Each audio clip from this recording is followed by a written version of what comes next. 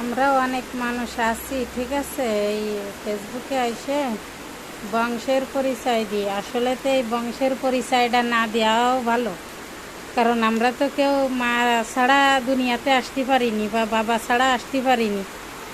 সেই কারণে আছে গেন বংশের পরিচয়টা যদি আমরা না দিই, আমার মতে অনেক ভালো হবে। ঠিক আছে, অনেকে ফোন দেয়, ফোন দিয়ে ছবি চায়। আসলে তো আমার যে ছবিগুলো আছে, আমার ছবি তো হিজাব করা। হিজাব ছাড়া যদি ছবি দেওয়া যেত বা হিজাব ছাড়া যদি আমার মানে ছবি ছাড়া যদি আমার ফেসবুকে যদি অ্যালাউ করতো, তাহলে কিন্তু আমি এই হিজাবওয়ালা ছবিও দিতাম না। ঠিক আছে, আমি আপনাদের চেহারা দেখায় বিনোদন দিতে চাইনি। যদি আমার কাজ দেখে ভালো লাগে তবে এই সেকেন্ড আপনারা আমারে সাপোর্ট করবেন, আর যদি কাজ দেখে ভালো না লাগে আপনারা সাপোর্ট করবেন না। প্লিজ কেউ উল্টো পাল্টা মন্তব্য করবেন না, কারণ উল্টো পাল্টা মন্তব্য করলে পরে সেকেন্ড মন খারাপ হয়ে যায়। দেখেন কত জোরে বৃষ্টি হচ্ছে, যেই মানে ঈদের আগে থেকে পর পর্যন্ত মানে 2-3 মাসের ভিতরে এই যে জোরে বৃষ্টি নামতেছে। সব কিছুই আল্লাহর ইচ্ছা। আপনারা যদি আমারে সাপোর্ট দেন, এমন না যে সবাই খারাপ কমেন্ট করে। কিছু কিছু ভাই ব্রাদার আছে অনেক ভালো কমেন্ট করে, আর কিছু কিছু যেগুলার বংশের পরিচয় নাই সেইগুলো ওই যে আসে অনলাইনে এমবি কিনে ওদের মুখে কতগুলোর আছে মুখে চুলকানি হয়। এই মুখের চুলকানি অন্য জায়গায় মিটাতে পারে না, অনলাইনে আসে এই চুলকানি মেটানোর জন্যই। এই জায়গায় এসে ইচ্ছারকম চুলকানি মিটায়।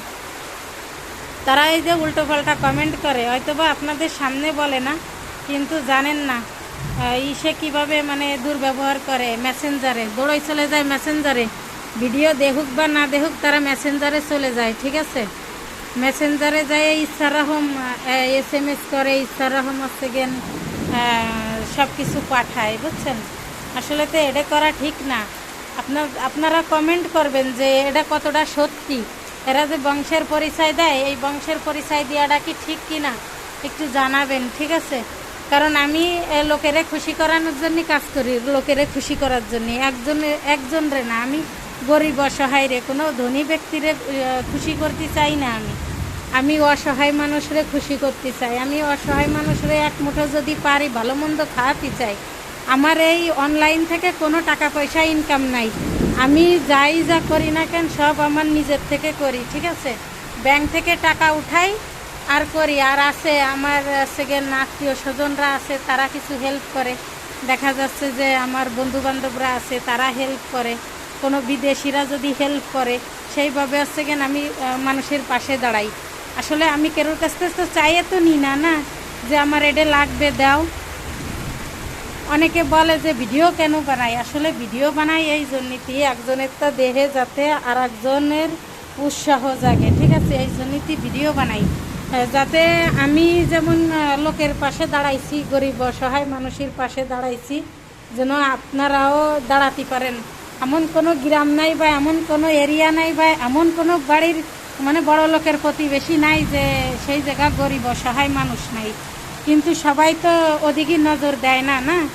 আর যদি কেউ দেয় তাহলে আপনাদের সমস্যা কোথায়? আপনাকে মন চালি দেখেন, না চালি দেখা লাগবে না। আপনাদের তো বলিনি যে আমার ভিডিও দেখতেই হবে, না দেখলে ভাত পাবেন না বা পেটের ভাত হজম হবে না। আর এই যে যে নোংরা নোংরা কথা, নোংরা নোংরা মানে বেশিরভাগ মানুষ আসে কেন ছবি নীতি বলে, একটা পিক দাও না, একটা পিক দাও না, একটা পিক দাও না। এত পিকের দরকার? তারা আমার ভয় লাগতেছে যদি নাকি বজ্রপাত পড়ে ম্যাগে ডাকতেছে। ঠিক আছে, আর ঘরের ভিতরে তো অন্ধকারের কোনো শেষ নাই। তো ভালো থাকবেন সবাই, আমার ভয় লাগতেছে। আসসালামু আলাইকুম।